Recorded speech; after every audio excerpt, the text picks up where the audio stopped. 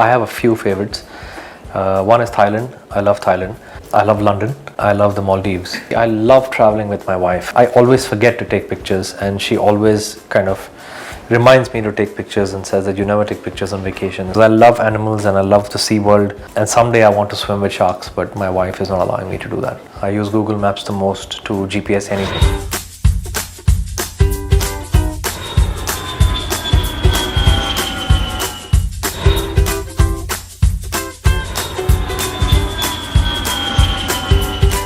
I have a few favorites. One is Thailand. I love Thailand. I love London, and I love the Maldives.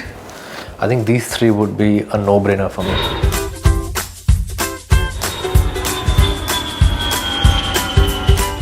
Maldives. I think without a shadow of a doubt, I would say Maldives is the most romantic and the most beautiful destination I've been to so far.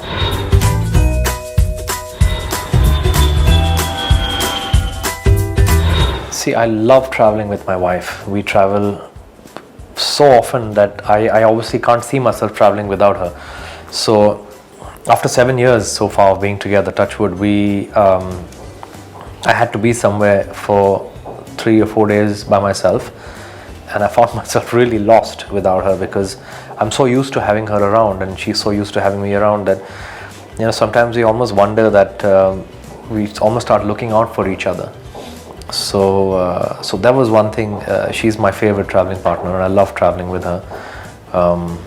But yeah, I've traveled a fair bit by myself as well before I met her, and that was extremely adventurous and extremely enlightening as well. You know, to spend time by yourself.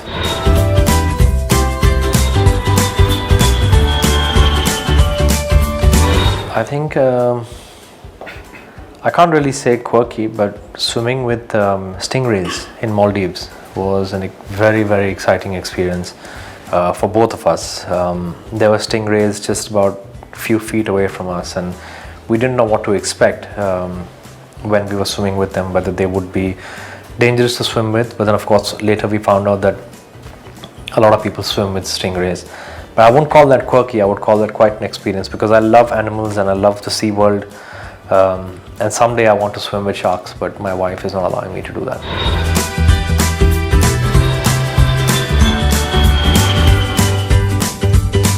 My music system, my speaker, as in I love listening to music.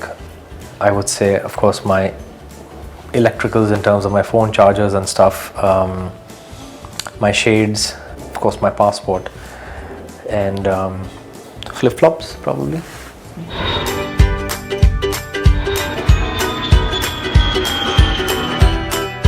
None. It's my wife who makes all the photography happen. I'm quite useless with photography. I always forget to take pictures, and she always kind of reminds me to take pictures and says that you never take pictures on vacation. So she's the one who's the driving force behind all the pictures.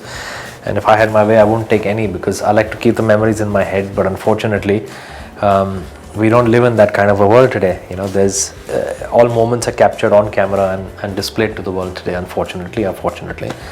So yeah, I've been trying to up my game in terms of taking pictures wherever I go.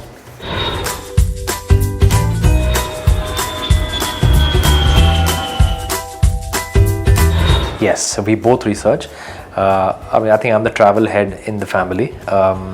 She does all the rest of the research while I research for flights and hotels and booking everything. And because I enjoy doing that, I enjoy researching and looking at different properties, hotels. I even read reviews, but I think more than the reviews, I think if I like the vibe of the hotel, if I like the vibe of the place that I'm going to, then the reviews come secondary, I would say.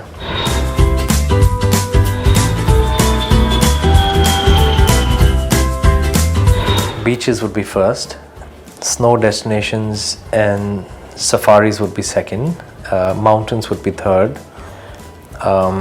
deserts would be last, and I think second last would be cities.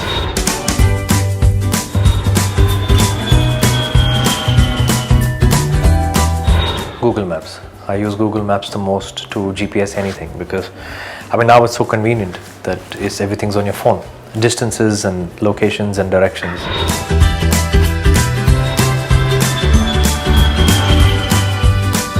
What places are on my bucket list? I would like to go to Tibet, Bhutan, South America, like Brazil.